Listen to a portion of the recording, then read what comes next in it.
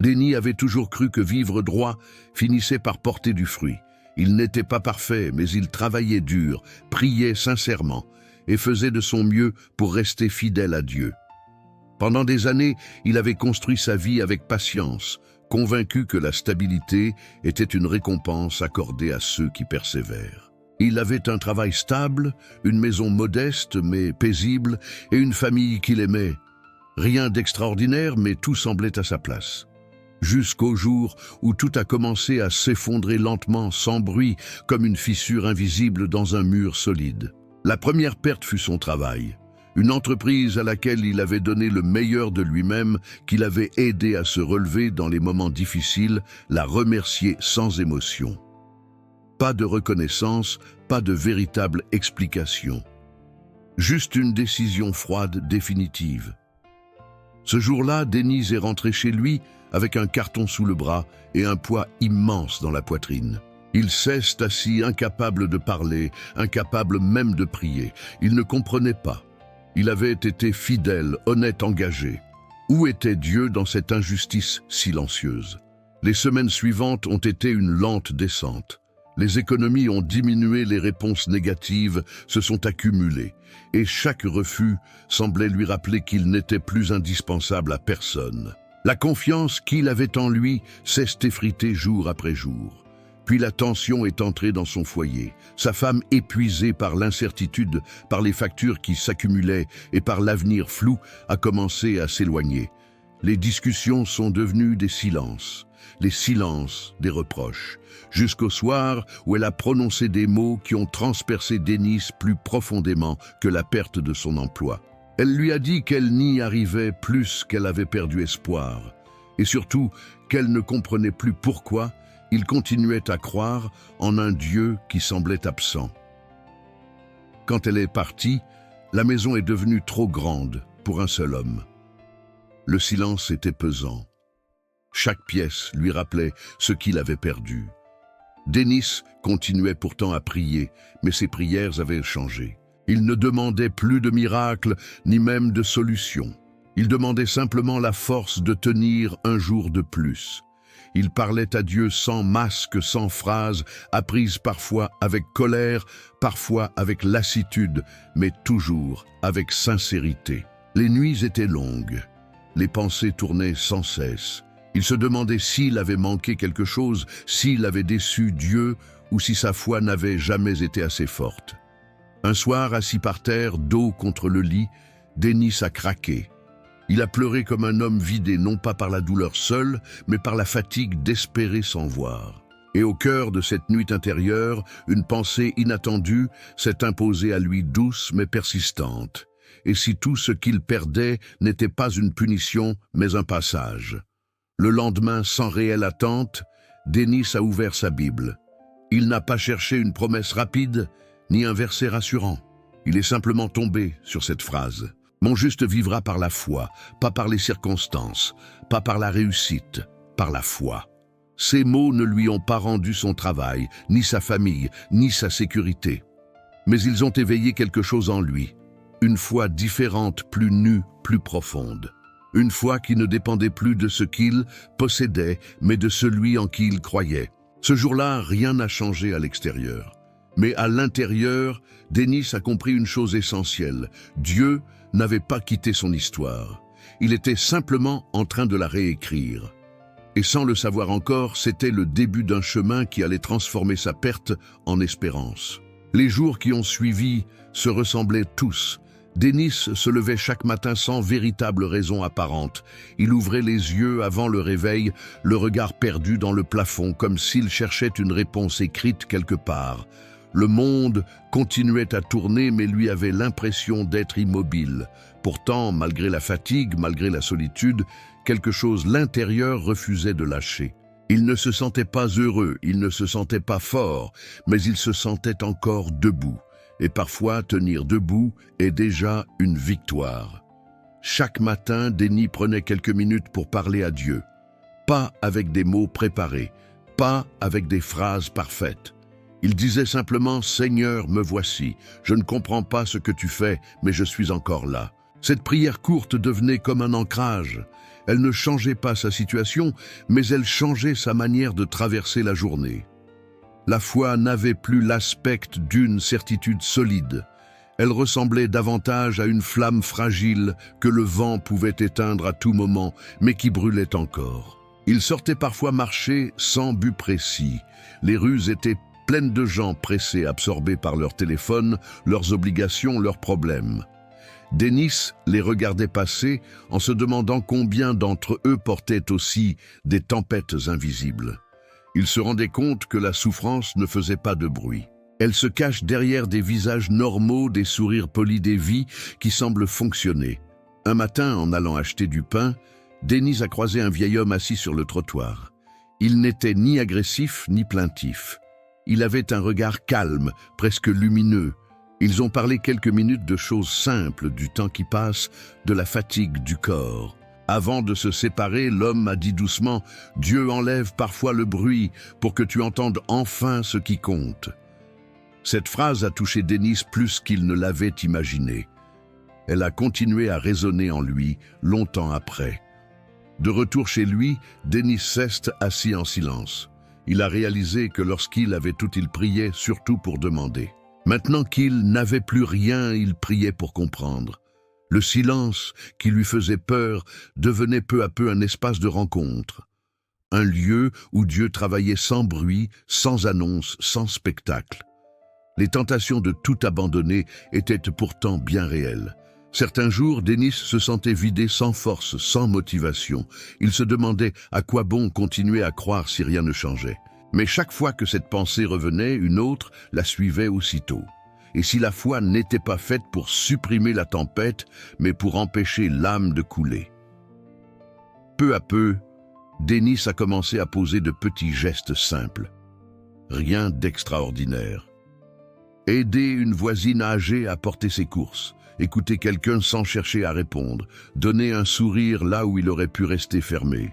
Ces gestes ne résolvaient pas ses problèmes, mais ils lui rappelaient qu'il existait encore pour quelque chose, qu'il pouvait encore aimer même blessé, qu'il pouvait encore servir, même appauvri.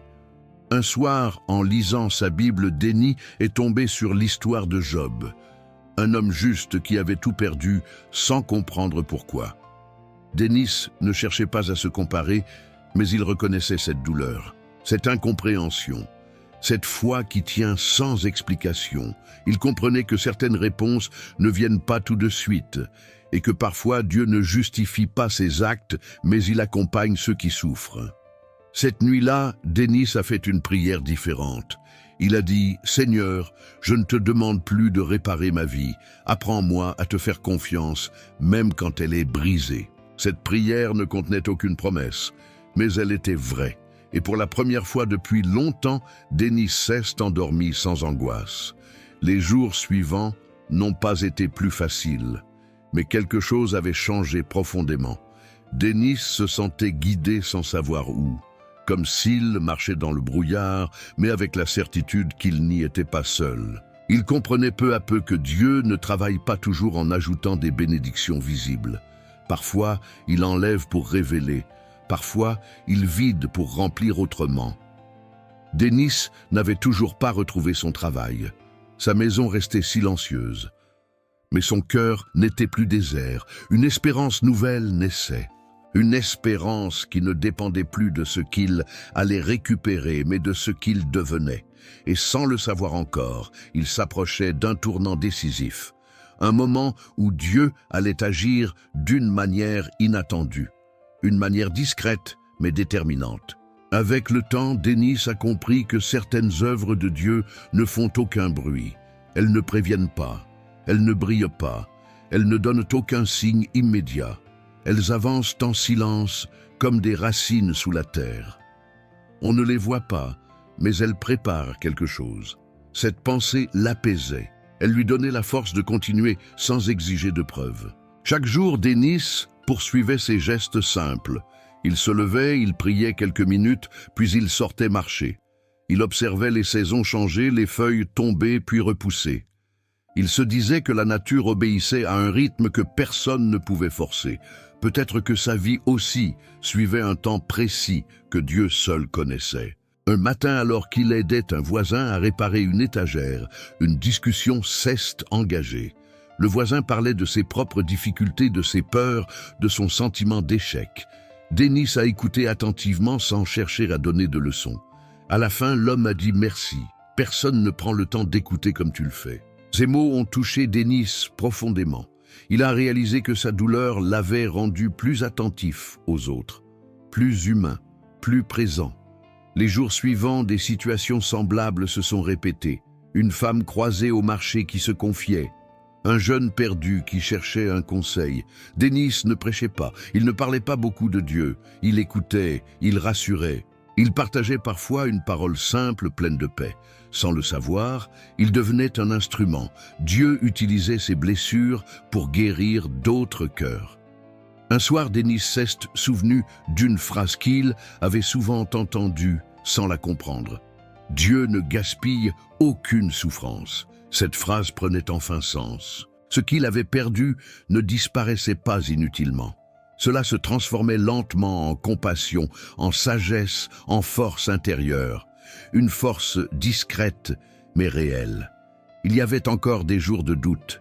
Des moments où Denis se demandait si tout cela menait réellement quelque part.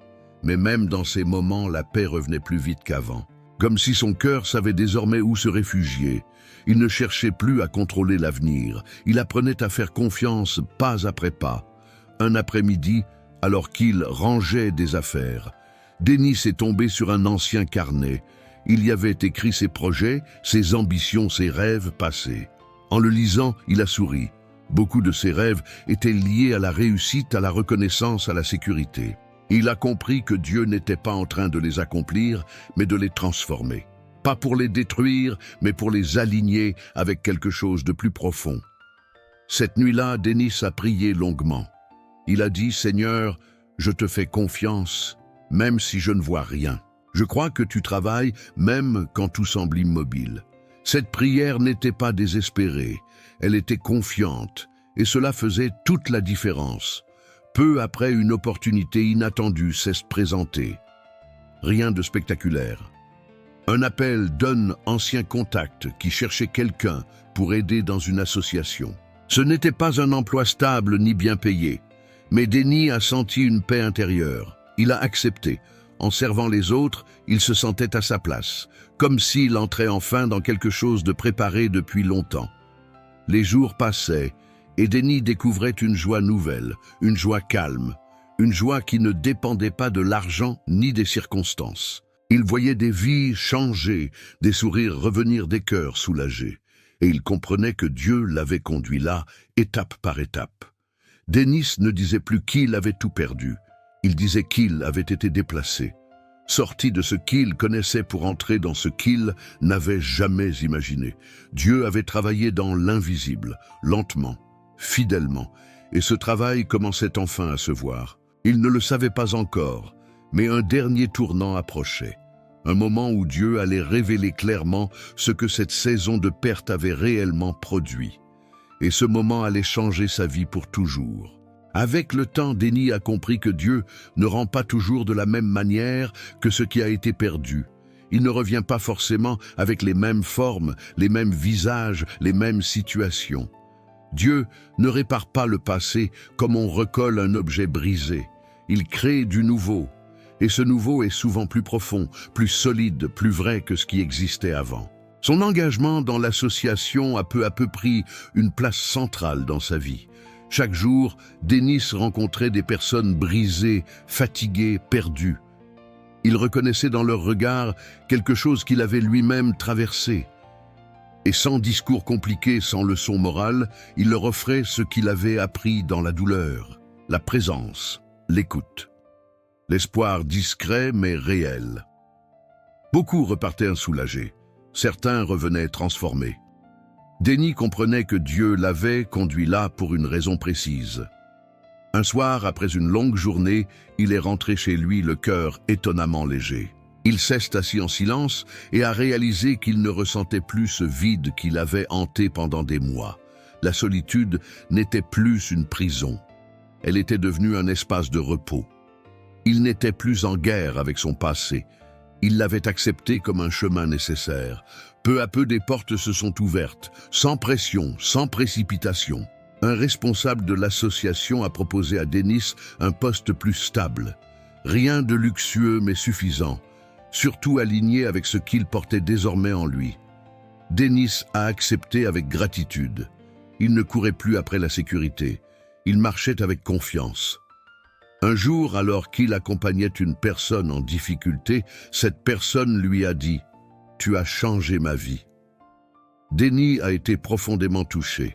Il a compris que Dieu l'avait utilisé au moment même où il se croyait inutile, que sa saison de perte n'était pas un échec, mais une préparation, une formation invisible. Il pensait souvent à sa vie passée, à ce qu'il avait perdu, à ce qu'il avait pleuré.